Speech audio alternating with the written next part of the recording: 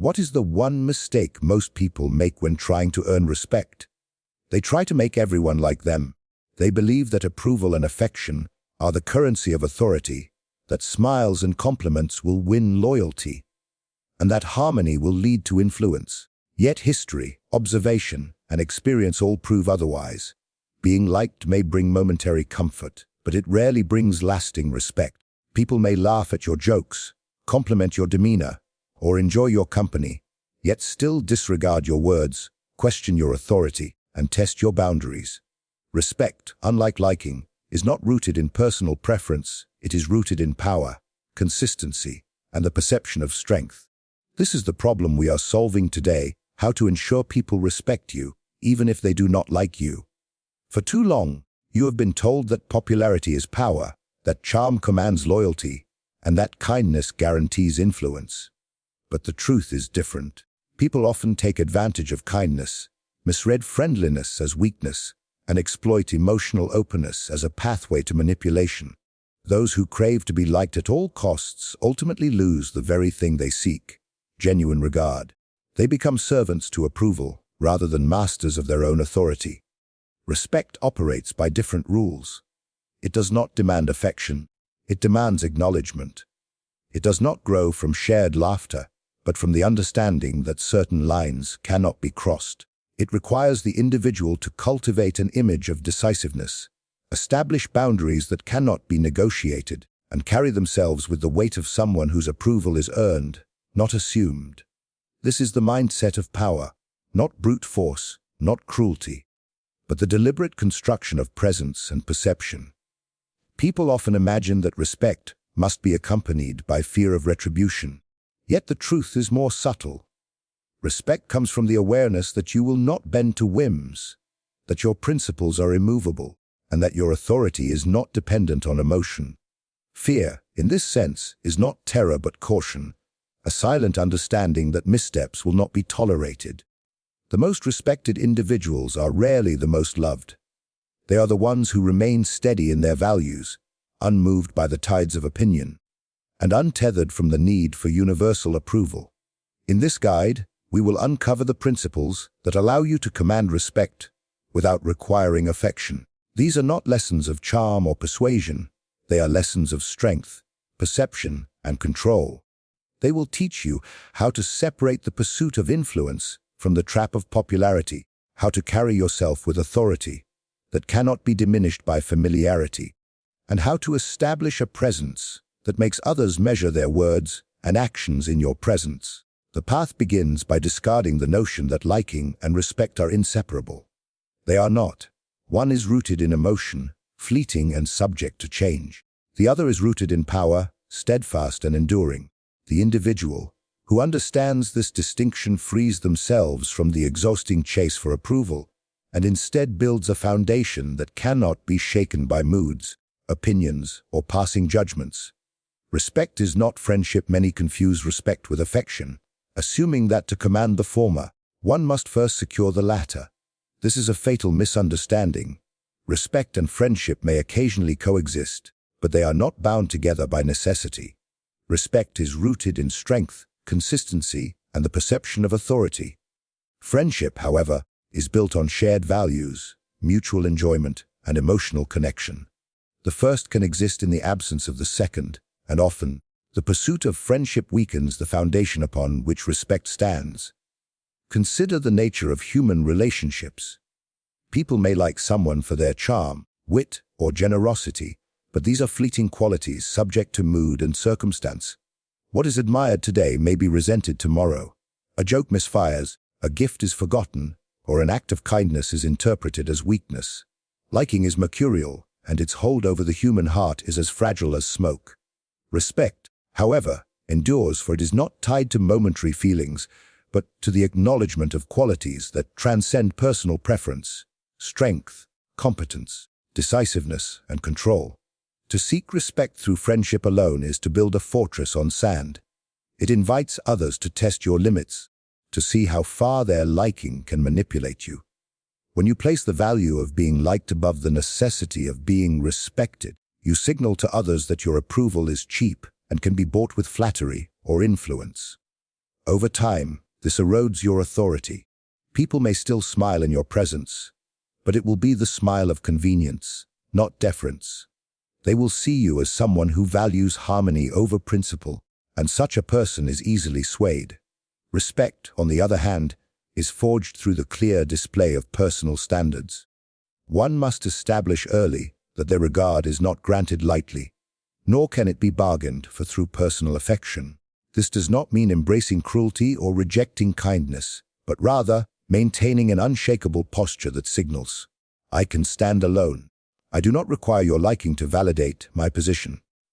This stance generates a powerful form of influence, for people inherently respect those who are not desperate for approval. There is a reason why history remembers rulers and leaders who were not beloved, yet commanded lasting authority. Their subjects may not have dined with them as friends, but they followed their directives without hesitation. Why? Because these leaders understood that respect is bound to order, discipline, and consequence, not to being well liked. They cultivated an image of control, not camaraderie, strength, not softness. And while many may have whispered their discontent in private, few dared to challenge them openly. The individual who desires respect must first detach themselves from the compulsion to be universally liked. This detachment is liberating. It removes the endless calculations of how to please, how to charm, and how to soften every word. Instead, it allows for a focus on principles that define conduct, command attention, and discourage transgression. People quickly learn the boundaries of such a person. They understand instinctively that their approval is irrelevant to the authority before them, and this forces them to adjust their behavior accordingly. One of the most dangerous misconceptions in human interaction is the belief that kindness is the key to influence. While kindness may attract, it rarely commands. In fact, unchecked kindness often breeds contempt, for people are prone to mistake leniency for weakness. The moment they sense that your desire to be liked surpasses your willingness to be firm, they will begin to test you. Small slights become larger ones. Requests become demands. Soon the balance shifts entirely. Your authority diminishes, and you find yourself hostage to the very people whose liking you pursued. The path to respect requires a different currency, one forged from self-possession, consistency, and the quiet confidence of one who is not swayed by personal opinion. Such a person may be admired, feared, or even disliked, but they will be heeded. They will not be the subject of frivolous gossip or casual mockery, for others will sense that there are limits beyond which one does not tread. Power comes from perception. Power is not always rooted in actual ability, wealth, or position. More often, it resides in how others perceive these qualities. A person who appears competent, decisive, and unshakable exerts more influence than one who possesses true strength, but hides it behind uncertainty or hesitation. Perception is reality for most people, and they rarely look beyond appearances to determine where true capability lies. Therefore, the individual who wishes to command respect must master the art of projecting authority, even when circumstances are uncertain or resources limited. Human nature is drawn to symbols of strength. People instinctively look for leaders who appear confident, controlled, and assured. They seek stability, and in moments of doubt, they turn to those who seem to possess answers, whether those answers exist or not. This creates a paradox. The appearance of power often precedes its reality. The one who projects certainty draws followers, gains opportunities, and accumulates influence, while the one who hesitates is overlooked, even if they possess superior skills. Thus, the cultivation of perception is not deceit but a strategic necessity. Perception begins with presentation. How one speaks, carries themselves, and reacts to challenges forms the foundation of how others view them. A calm demeanor under pressure suggests mastery. A steady voice conveys conviction. An unwavering gaze suggests self-possession. These are not trivial details. They are the signals by which people measure authority. Consider how quickly doubt spreads when a leader falters or contradicts themselves in public. Confidence, once fractured, is difficult to restore. People rarely wait for explanations. They respond to what they see in the moment. The projection of decisiveness is particularly vital. Indecision creates a vacuum, And human nature despises a vacuum. When people sense hesitation, they begin to question leadership and may even move to assert their own influence. Conversely, when decisions are made swiftly and presented with authority, people assume competence and fall in line, even if they privately disagree. The speed and certainty of action suggest preparation and foresight, whether or not they were present. This is why perception must be cultivated as carefully as strategy. Equally important is the ability to remain unshakable in adversity. People respect those who do not panic, who maintain composure, even when circumstances threaten to collapse around them. The appearance of control provides reassurance to others and discourages challenges from adversaries. It signals that one has calculated the risks and remains in command of the situation, no matter how precarious. The opposite, visible fear, erratic behavior, or emotional outbursts, erodes confidence instantly. Once doubt takes root, respect withers, for people will not follow one who appears to be losing command of themselves. Perception also extends to how one handles success and failure. A victory must be displayed with dignity, not arrogance, for arrogance invites resentment and fuels opposition. A failure, however, must never appear as defeat. Instead, it must be framed as a temporary setback, a lesson, or a step towards something greater. People rarely scrutinize the details of events. They react to the narrative presented to them.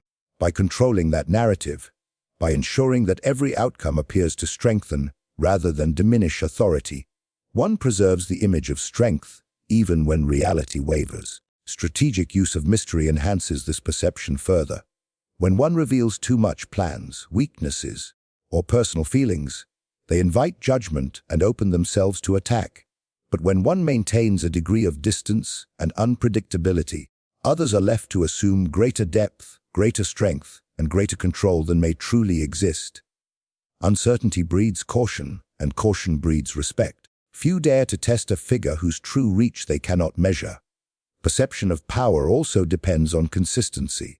One who shifts principles frequently or responds differently to similar situations creates confusion and erodes trust. But the individual who demonstrates unwavering standards, even when inconvenient, reinforces their image of authority.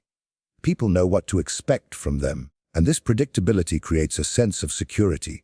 Inconsistency, by contrast, makes one appear reactive, ruled by impulse rather than strategy, and such a figure quickly loses the aura of command.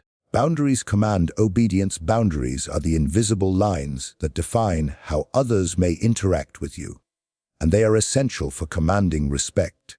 Without them, people assume they may treat you however they wish, speak to you in any tone, and impose on your time and energy without consequence. The absence of boundaries invites familiarity, and familiarity unchecked breeds contempt.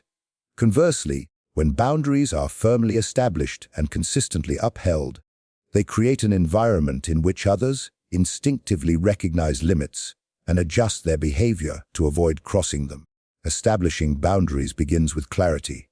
One must decide, long before engaging with others, what conduct will be tolerated and what will not. This requires self-awareness and an understanding of one's own values, priorities, and thresholds.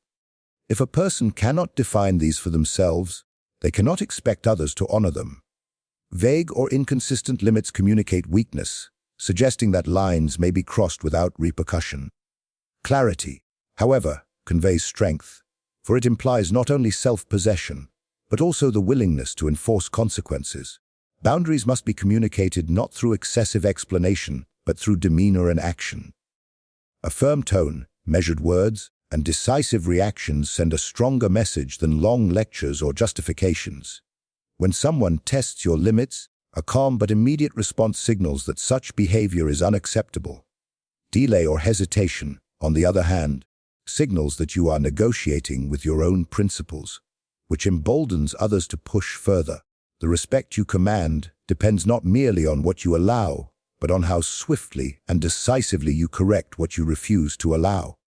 It is also important to understand that boundaries are not about anger or aggression, they are about order.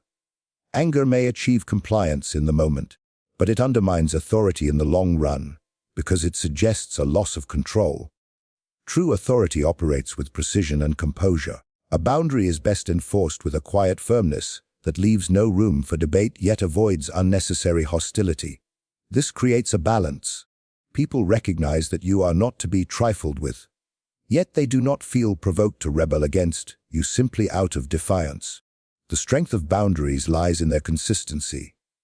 If they are applied one day and ignored the next, they cease to have meaning. Inconsistency teaches people that limits can be bent, circumvented, or ignored when it is convenient for them. Consistency, however, teaches them that certain lines are fixed and immovable, regardless of circumstance or relationship. Once this understanding takes root, people begin to regulate their own behavior, anticipating how you will respond without needing direct reminders. Another dimension of boundaries is their ability to elevate status.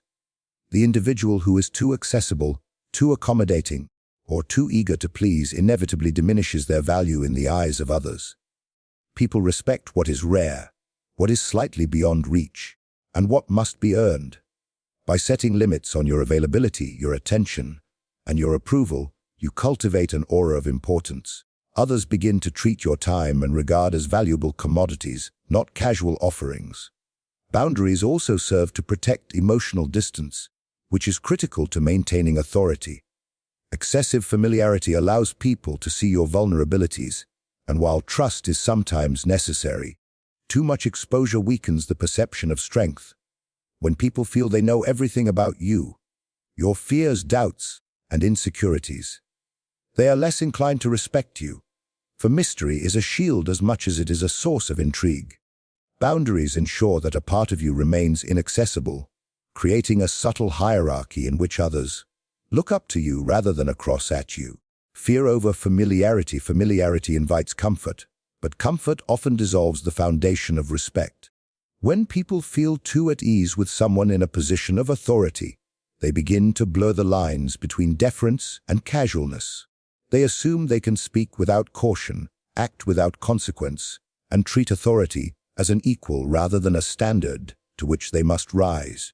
Respect erodes quietly in such an atmosphere, replaced by a false sense of equality that undermines discipline and structure. Fear, not hostility but measured caution, serves as the antidote. It preserves the invisible distance that ensures behavior remains aligned with reverence rather than laxity. Fear does not mean terror or cruelty. It is not the shrill domination of a tyrant or the blind obedience of the oppressed. Rather, it is the subtle awareness that missteps will bring consequences, that disrespect will be answered with firmness, and that the person in authority possesses both the will and the means to enforce their standards. This kind of fear exists as a boundary in itself, signaling to others that certain liberties cannot be taken. People may not always like such a person, but they will think twice before crossing them, which is the essence of enduring respect. Familiarity, by contrast, weakens perception. When people begin to view someone as a friend rather than a figure of authority, they feel entitled to test boundaries. Small infractions go unchecked, leading to larger ones until the authority once commanded has been replaced by camaraderie. What was once respect becomes jest. What was once obedience becomes negotiation. Those who depend on being liked will often overlook these infractions to preserve harmony. But this only hastens the decline of their standing. They become a peer rather than a leader, approachable but no longer formidable. Maintaining a measure of fear requires deliberate conduct. One must learn the art of withholding, not only personal details but reactions. When every emotion is displayed openly, others learn how to provoke, influence, or manipulate. But when responses are controlled and strategic, people remain uncertain about where the limits lie. This uncertainty breeds caution, which in turn nurtures respect. Mystery magnifies authority because people fear what they cannot predict. The unknown carries more weight than the familiar, for it forces people to assume that strength may be greater than it appears. Decisive action is also central to sustaining this balance. When disrespect or defiance is encountered, hesitation undermines authority, while immediate and proportional response reinforces it. The swiftness of consequence is more critical than its severity. People do not need to witness extreme measures to feel respect. They need only see that challenges are never ignored, A single firm response speaks louder than repeated warnings, for it communicates that limits are not theoretical, they are enforced. Fear over familiarity also extends to the way rewards are distributed. Excessive praise, generosity, or approval breeds dependence and entitlement, leading others to take such gestures for granted. But when recognition is rare, deliberate, and tied to merit, it carries weight. People value what is difficult to obtain and regard the giver with a mix of admiration and caution. They understand that such a person cannot be swayed by mere flattery or comforted by constant affirmation. Instead, they must rise to meet the standards imposed, lest they fall from favor. Finally, the presence of fear must be maintained without resentment. Fear that evolves into hatred becomes volatile, inviting rebellion. But fear tempered by fairness becomes enduring. People may say little, but inwardly they recognize the strength it represents. They may not express affection, but they will show deference.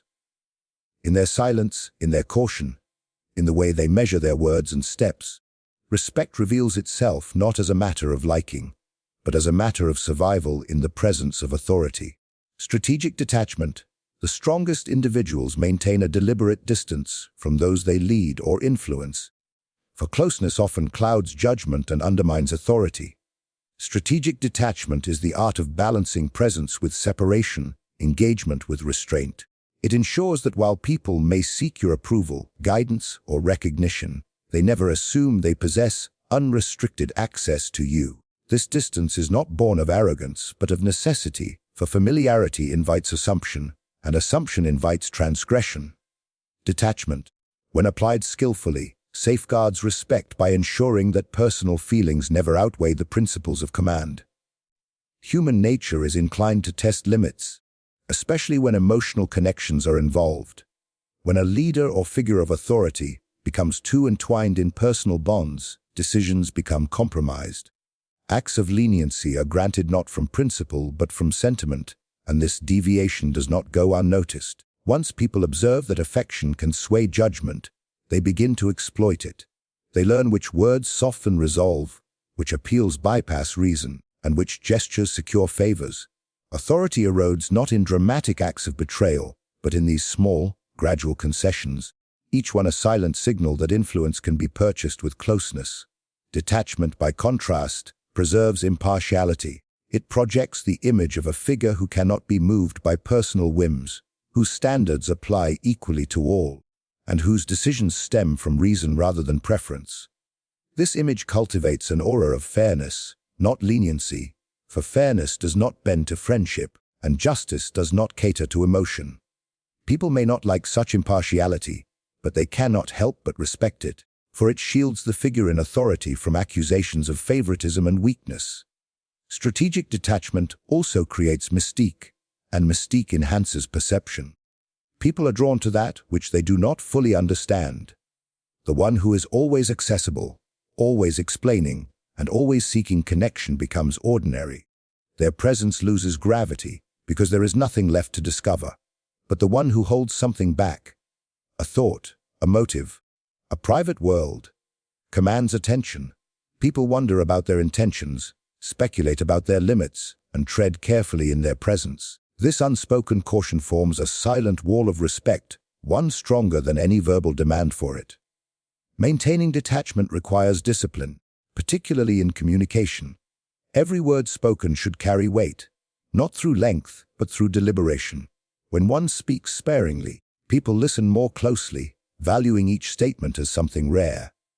Conversely, excessive conversation diminishes impact, for familiarity breeds not only comfort but indifference.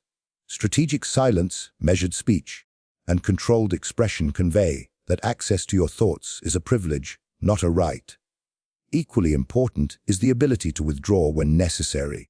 Detachment is not only a manner of conduct, but a physical strategy. One must learn when to step back from disputes, avoid trivial social exchanges, or remove themselves from environments where authority may be diminished. Presence should never feel casual. It should feel intentional. People should sense that when you appear, it is with purpose, and when you leave, it is with reason. This sense of calculated engagement reinforces the perception that your time and presence hold value beyond ordinary interaction. Yet detachment does not imply coldness or hostility. The figure who isolates themselves entirely risks alienation, and alienation breeds resentment rather than respect. Strategic detachment is not about shutting people out, but about maintaining enough distance to prevent emotional entanglement from compromising authority. It is about being approachable without being overly familiar, respected without being feared excessively, and recognized as fair without being perceived as indulgent. Conclusion: respect is not won by charm, nor sustained by the fleeting warmth of affection. It is forged through strength, decisiveness, and the ability to command presence without bending to the fickleness of personal approval. The one who masters perception, upholds boundaries, inspires caution, and maintains a calculated distance does not merely earn compliance. They establish an enduring authority that even dislike cannot erode. People may never raise a glass to celebrate such a figure, yet they will measure their words, temper their actions, and think twice before defying them. The path to commanding respect without being liked is not for the timid. It requires discipline, foresight, and a willingness to be misunderstood. Yet for those who choose it, the rewards are profound independence from the need for validation, freedom from manipulation, and the ability to stand unshaken in a world where most crumble at the hint of disapproval. If this approach resonates with you, if you want more strategies to build influence, power, and unshakable presence, subscribe and stay with us. Many more stories and insights await, designed to sharpen your mind and elevate your standing in ways most will never dare to attempt.